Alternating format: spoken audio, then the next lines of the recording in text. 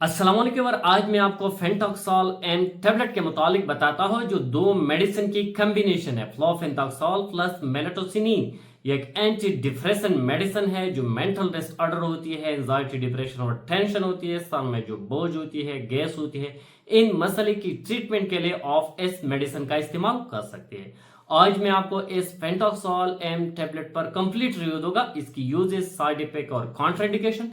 लेकिन इससे पहले अगर आप हमारे चैनल पर नए हैं तो सबसे पहले इस चैनल को सब्सक्राइब करें। अगर इस पेंटोक्सोल टेबलेट की यूजेस को देखा जाए तो एक एंटी डिप्रेशन मेडिसिन है जो मेंटल डिसऑर्डर होती है, एंजाइटी, डिप्रेशन और टेंशन होती है, इन मसले के हल के लिए दिया जाता है। जब इंसान को एंजाइटी होती है तो इनकी जिस्म पर घबराहट आती है, दिल की धड़कन तेज होती है, पसीना आती है, जिस्म पर इंसान मायूस होती है, बेचैन होती है, अफसुर्दा होती है।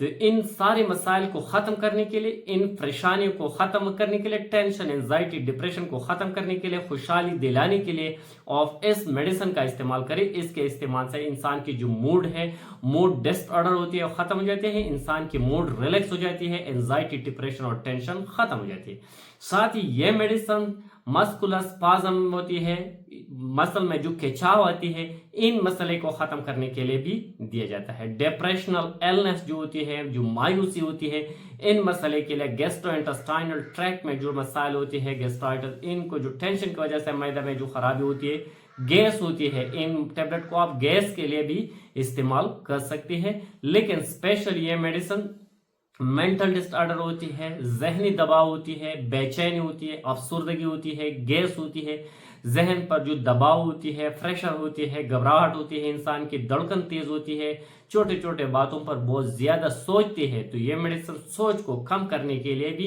दिया जाता है, जो इंसान एक खुशगवार जिंदगी गुजार सकते हैं इस मेडिसिन के इस्तेमाल से। इस मेडिसिन की थोड़े बहुत साइड इफेक्ट भी हो सकते हैं। इसके इस्तेमाल से इंसान की सांस में दर्द आ सकती है, स्टमक अपसेट हो सकती है, नाजिया और वॉमिटिंग भी पैदा हो सकती है, वेट गेन हो सकती है यानी वजन बढ़ा सकती है, खातन में मेंस्ट्रुअल साइकिल को डिस्टर्ब कर सकती है, लेकिन इतने रेयर नहीं है।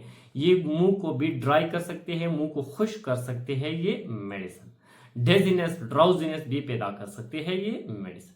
अगर इस मेडिसिन की डोज और तरीका इस्तेमाल को देखा जाए तो एक्चुअली इस डोज का, इसका एक्चुअल डोज है और बीडी है, दिन में 2 दफा इस्तेमाल करना होगा।